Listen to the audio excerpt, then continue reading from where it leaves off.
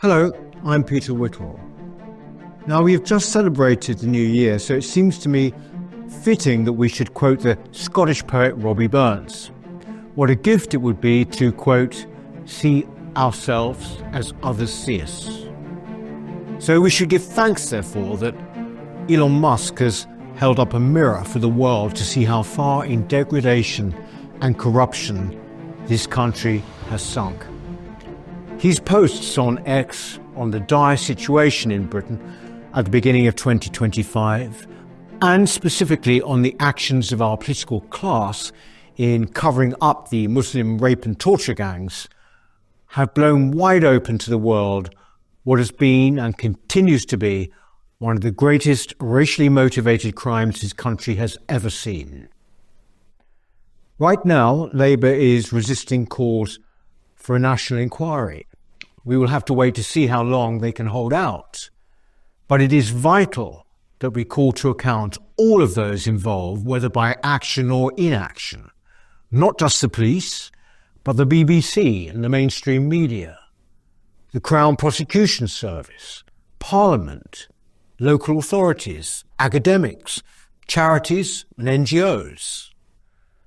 But my hope also is that here in Britain, the many members of the public who still have not woken up to the unbelievable suffering of thousands of white working-class girls at the hands of Pakistani Muslim gangs throughout the country are finally comprehending the enormity of these crimes.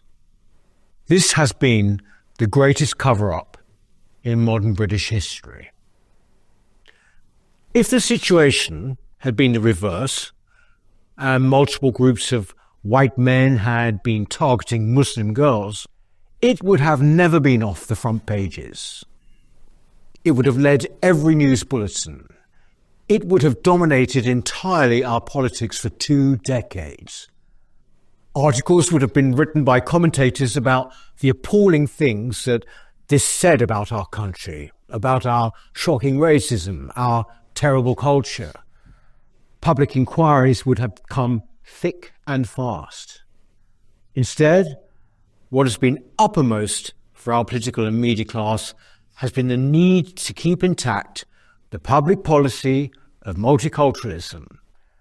This requires everyone to be entirely uncritical of other cultures, indeed to celebrate them at all costs, except our own, of course, regardless of how barbaric and at odds with our own culture they might be. We've been told that we should be grateful for being enriched when the evidence of our own eyes and ears tells us otherwise. Labour, of course, is thinking primarily of not alienating its many Muslim voters, though now that there are sectarian independent Muslims elected in Parliament, they might find that they have seriously miscalculated. Those on the left, more generally, have covered themselves in shame with their cynicism, their obfuscation and their denial, and their abandonment of the very people they purport to speak for. All too rarely, they will show some kind of self-awareness. Dennis McShane, who was MP for Rotherham until 2012, said 10 years ago, as a, quote, Guardian reader and liberal lefty, he had backed off from confronting the Muslim community in Rotherham over allegations of organised rape by young girls by predominantly Pakistani gangs. He said, quote, I think there was a culture of not wanting to rock the multicultural community boat, if I may put it like that. The disaster of mass immigration and the imposition of multiculturalism dominates and shapes every aspect of British life now. For more and more people, the transformation is palpable. I, for one, felt this at Christmas. There was an odd and tangible sense of there no longer being a united national background against which one celebrated. For the first time, it felt clearly that there was no sense of a country celebrating, religiously or otherwise, a shared annual event at the heart of our culture. we were just one community among many.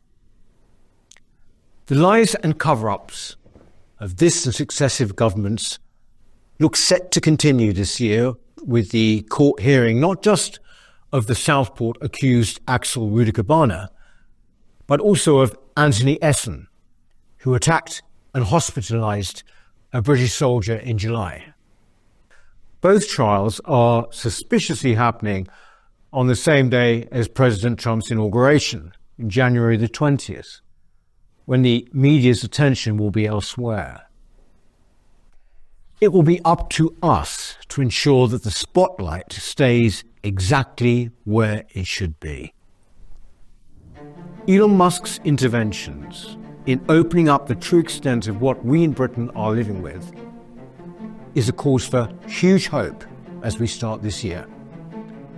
To those in this country who, whether through ignorance or indifference, remain unaware, you have a duty to wake up, and wake up now. Thank you.